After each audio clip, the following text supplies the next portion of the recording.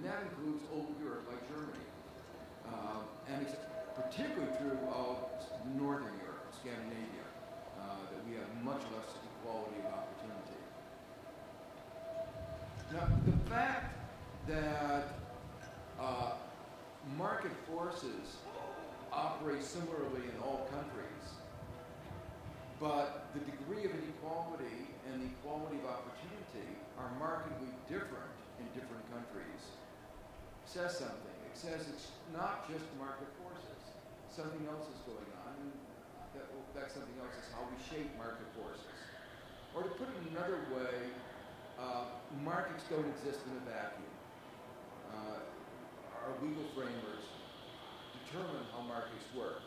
And that's important for those of you who are students because we sometimes ignore important details of our economic legal framework. We ignore the role of bankruptcy laws or competition laws, corporate governance laws, and these can have first order importance in both the way our economy operates and on the distribution of income.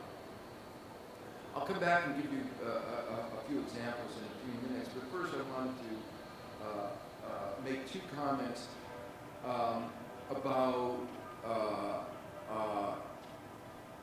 some common perceptions, one of them part of standard economic theory, the other not quite so. One part that's not quite a standard part of economic theory, but part of the political rhetoric, is we shouldn't care about inequality itself. We shouldn't care about the fact that those at the top are doing very well, because the benefits trickle down to everybody.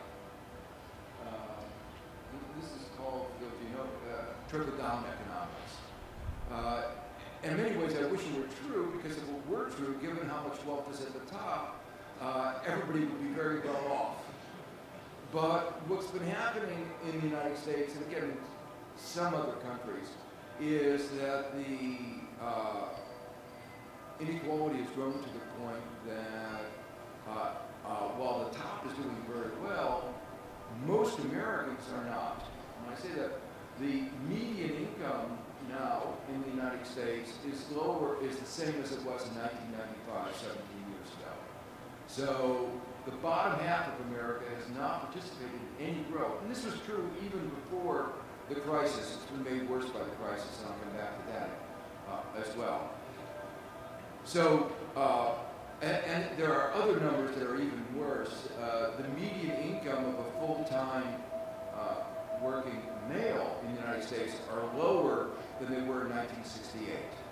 So there's been almost a half century of stagnation. And the only reason why things are not worse is the average number of hours worked per household has gone up. So in many ways, if you want to understand some of the peculiar things going on in American politics, one interpretation of that is there's a lot of, and there ought to be a lot of discontentment about what's happening in the economics. But the other idea I wanted to mention is some of you, probably most of you, study the prevalent theory of explaining why we have inequality, or prevalent theory describing why we have the distribution of income, and that's the marginal productivity theory. Marginal productivity theory is the standard theory that's been used for over 150 years to explain, or some people might say, justify inequalities in our society. Well, in a way, the crisis undermined the credibility of that theory, undermined belief in that theory, because what we saw in that crisis were the bankers walking away with huge bonuses, and yet we all knew that their contribution to their firms was negative, and their contribution to our global economy was vastly negative. They had brought our whole global economy to the brink of ruin. So how could you say that they had a positive margin of productivity? I sometimes jokingly say, well, they just made a sign mistake, and it was very large, and they forgot that it was supposed to be positively, not negatively related to productivity. So, but in any case, the point is that anybody looking at what is happening happened in that instance clearly show that the incomes were not related to their social contribution. It's a more general phenomenon when you look at the design compensation schemes more generally, so-called performance-based schemes. You cannot justify them by any model of rational behavior. And I've written about that quite extensively in a paper I wrote with Mary Neal trying to talk about the optimum design compensation schemes. And the compensation schemes used by the banks, and most CEOs, most corporations have nothing to do with an optimum design compensation scheme. What were they about? They were about rent extraction. And that comes to one of the major sources of inequality. And in fact, if you look at the people at the top in the Forbes list, they aren't the people who made the most important contributions to society, people who invented the transistor, the laser, the computer. They're people who excel in rent extraction. And we used to thinking about countries like the oil countries as being rent-seeking economies, but unbeknownst to ourselves, we become increasingly a rent-seeking economy. An example of this is brought home, obviously, by the financial sector, where a lot of the income at the top was the result of predatory lending, abuse of credit card practices, moving money from the bottom to the top. The CEOs who have succeeded in getting a larger share of the corporate revenues, where sort of the ratio of the average income of the CEOs to that of the workers in the company has gone from 15 to 1 to 30 to 1 to 250 to 1, with no justification in terms of differential productivity. And much larger in the United States than in other countries, but unfortunately many other countries are trying to emulate the United States in that respect.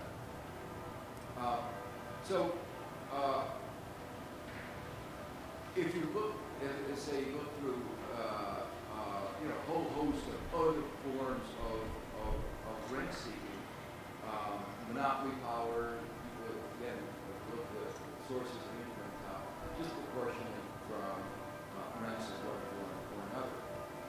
Now, I wanted to come back to the thinking that the way our legal framework has an important role of shaping our economy and shaping the nature of inequality. Let me just give a couple examples. One of them has to do with corporate governance laws. One of the reasons the CEOs have been able to get such a large fraction is that shareholders have, in most countries, very little say in pay. In fact, the CEOs resisted change in the legal framework that would give shareholders more say in pay. Their view was it would end capitalism as we know it. And of course, it would have ended capitalism as they know it. But not really. There are other countries, like Australia, where they have effective say and pay laws as part of their corporate governance. Let me give you one example, another example that's been very relevant both to the crisis, both at the top and the bottom. The United States passed a new bankruptcy law under President Bush, and it followed on some other reforms in our so-called reforms in our bankruptcy law. The result of which was that derivatives, those risky products that brought down AIG, $150 billion bailout to one company, and you're talking about helping Ireland or Germany, giving them a little money. $150 billion led to one company. Well, derivatives get first priority in the event of bankruptcy in the United States. So if you go bankrupt, the derivatives get paid before workers or before anybody else. But we also have a provision that student loans cannot be discharged even in bankruptcy. So even if you go bankrupt, the student loan is a noose around your neck. And of course that discourages, I mentioned before, America has become the country with the least equality of opportunity. The main reason is lack of access to higher education. One of the reasons is incomes are going down, tuitions are going up. The only way you can afford it is borrowing, but then our banks making sure that they can squeeze every last ounce out of that, say, if you borrow from us, we're going to make sure you repay, and we're going to charge you very high interest rates. And to make it even worse, the Wall Street firms have helped set up a whole set of for-profit schools that exploit the least educated of those aspiring and give them basically no education at all. And I can't describe it. When I've gone around the United States talking about my book, this is one of the topics that has gotten the most emotional response. And I get stories. People tell me, that they had a child who got killed, and the parent co-signed a note, and the parent, even in bankruptcy, can't get rid of oh, okay. So once you start understanding the sources of inequality, you start understanding the major, what gave rise to the title of the book, The Price of Inequality. One of the points I wanted to attack was that there are some people on the right who say, oh, we sympathize with your objection to inequality, but to do anything about inequality would destroy our economy. It would be too costly. And what I try to explain here is why inequality actually imposes an enormous cost on our economy, on our democracy, and our society more broadly. And the cost in our economy almost follows directly from the analysis of the causes of inequality. And I haven't had a chance to talk about all the causes. There are a lot more. And there are a lot of other dimensions of inequality. It's not only the top, it's the hollowing out of the middle, it's the increase of the impoverization at the bottom. But the fact that you have low social mobility, low levels of equality of opportunity, mean that we aren't allowing those who are born to poor families the opportunity to develop up to their potential. So we are underutilizing our most important resource, our human capital. So that's obviously one important example of the way inequality is undermining our economy. A second way is the way that inequality is generated, this rent-seeking that I described before. Each of the ways that I described actually weakens the economy. Rent-seeking is, rather than increasing the size of the pie, it's trying to get a larger share of the pie, and in that process using resources that otherwise would have been used to increase the size of the pie.